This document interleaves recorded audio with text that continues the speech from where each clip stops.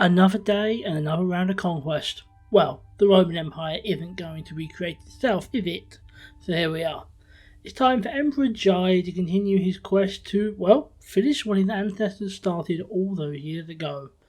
Will he make good progress? Let's find out together.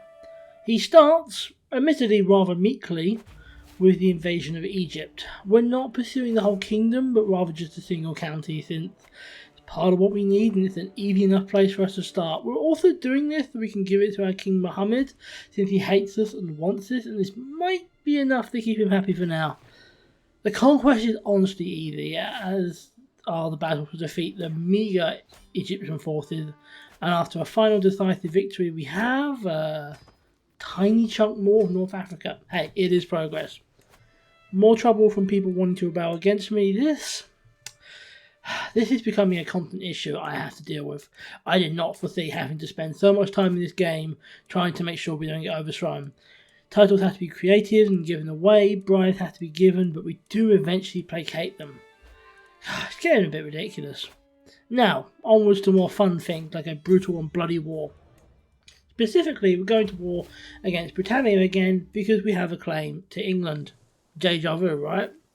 The difference is now that we'll have England and most of Wales and bits of Ireland. It will completely decimate the empire. It could just entirely fracture. At least that's what we're hoping. We started out strongly, storming into England with our allies and taking land exactly as we hoped, and then we're poisoned. Oh dear. Emperor Jai has suffered the same fate as his father, Emperor Dwightington, and he has been murdered.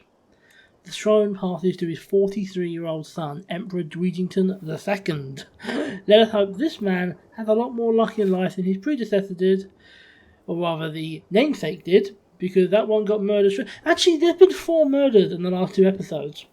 It's not going well for me, is it? Anyway, it invalidated my war against England, so I guess at least for now that's not happening. It's annoying, but that kind of happens when it passes over. We're of course pretty hated, so we start by appointing our biggest rivals to the council. Keep your enemies close. We have another issue though, and that issue is West Slavia. I didn't create West Slavia as a separate empire, but it must be something that just happens because, yeah, it's now independent under Emperor Jai II. Admittedly, some of the territory it took I didn't need, but some I did, so that couldn't stand. My first solution to this problem was naturally war. With the Holy Roman Empire as my ally, I was sure I could take this victory. In the end, though, it proved not to be. It was simply too big of an empire for us to defeat and absorb in one go, much to nobody's real surprise. Hey, I guess it means I managed it well when I had it. There is another way, though. An evil way. Emperor Jai has one son, and there's no other heirs.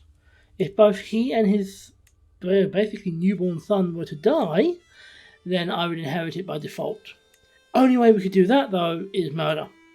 Emperor Jai II of West Slavia had a murder plot started, and while waiting on that, I began a small war to take some more territory that would help connect my Italian and Eastern European holdings just a little bit more.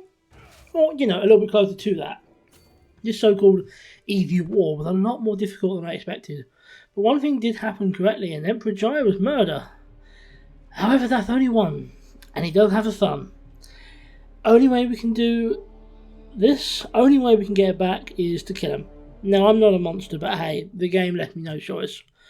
We were successful, but there were other problems with the save, annoyingly. Thankfully, I had an old one, so I had a chance to go back, and another chance to choose whether or not to kill the second Jai. Unfortunately, we don't have much of an option. We still need to do it, so we still need to go through with it. We won this war, which was nice, and, well, it didn't actually join our territories, but it did get it closer. Another little war was declared because, well, I'm sorry, but look how tiny this little kingdom is. 50,000 troops versus 500? Yeah, I can handle that. I love how this game tries to stop us doing the murder. Like, are you sure? But we did it. We did it. We got West Slavia back, and without the death of a single soldier. A couple of relatives killed, sure, but no soldiers. Anyway, time for another war against a tiny power. Look, I'm not a bully, okay? I just murder my family and rip countries apart. Okay, yeah, maybe I am becoming a bit of a bully, but do empires really have a choice to do or be anything else? What's this? A tiny country with half its land next to our French holdings? Mine! Some more territory that my wife is desperate for? Sure. These are, after all, our rightful holdings, so it's good to take them back. We were asked to assist in the war to help the Duke of Burgundy, and yeah, I guess it makes sense to help our allies occasionally. I don't do it much, do I? Also, Civil War. No, not the Marvel movie, an actual civil war. Our North African holdings are revolting. They want independence? They shall have death. With alliances built, what was that? With alliances built and ready for such a scenario, we march. Our forces are already superior to theirs, and that's without our allies arriving. With them routed, we lay siege to technically one of our own capitals, and then we just win. I'm not really sure why their armies just collapsed. I'm not sure. What I am sure about, though, is the fate of the prisoners, of the 3 kings that revolted against me. All 3 are beheaded. No mercy. Not for traitors. Moving back to our actual goal, we start by modernising our army, getting rid of catapults and replacing them with cannons. We also then see our wife die, which isn't great, but being as successful as we are, we just easily marry someone else. It's fine, we can get a new one, it's fine. Now, back to war, once again against a tiny spit of land, although, again, this spit of land is separating territories, and as far as I'm concerned, that's a good enough reason to go to war. Suffice to say, I win. Easy war done? Okay, let's start a hard one then, specifically against Britannia, to seize all of their de jure lands. That means what little they have in North Africa and Spain, as well as all of British France, and I think a little bit of Ireland too. Did I have to reload? Of course I did, as I often have to do when I fight empires. Look, they're hard, okay? Next time, we'll have a new solution. It's an easy one too. For reasons unknown, they put their capital city in the city of Carlisle, which is right next to my territory. So we head in, and we seize it, and that's literally halfway towards winning the war. As our allies engage them in France, we head to Wales to confront and defeat their army, before seizing the city of Stafford. We take Derby too, defeat their armies again, head north to re-seize the capital, and that's it, we've got it. We have all of British France. Now this is what I'm talking about, this is our first major victory this episode. Can't always be big ones though, as proven by our war against Dalmatia. Oh, did we get our arse kicked? Okay, let's just pretend that didn't happen. Also, the fuck? Why does the Byzantine Empire control some of our land now? I assumed it was because of that war I lost, so I won another little one, and then, yeah, they still got it.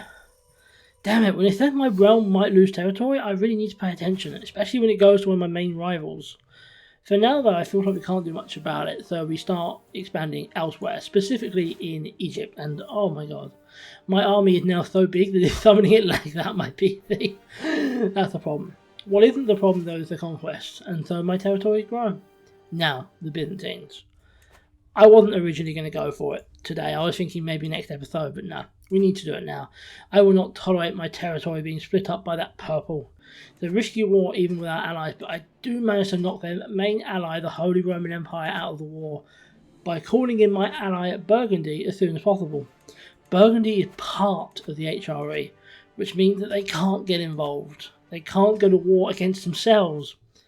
Battling against the dangerous forces of lag, I do eventually get my men to be able to move and seize their holdings in Africa before moving up to Spain. That's my goal, to seize the territory they've taken. It goes really, really well. We take most of Spain back, or most of their Spain back, and then we sail on to Greece, specifically to one of the small parts of land here that we own. We consolidate our forces before moving across the Byzantine Empire. Our forces and our allies consolidate, and then we fight and defeat the Byzantine armies. With them taken care of, we move east towards Constantinople. It takes a year, over a year, but the city is eventually taken, and with that we win. We have control over our empire back, and with that, it feels like a good time to leave it. Today's episode has certainly been an interesting one. It feels like it hasn't been as productive as it necessarily could have been, but it's certainly been interesting. We've murdered a child, we've seized back our land, we've fought against rebels, and we have made some genuine progress. I don't have a lot of new crowns to show, but we have made progress. Next time, well, I think my goals have shifted. I was thinking Britain, but now I'm thinking the Byzantine Empire. They're powerful and it's risky, and we can't leave them, and we can't risk losing land to them again. So that'll be next time, and I'll see you then.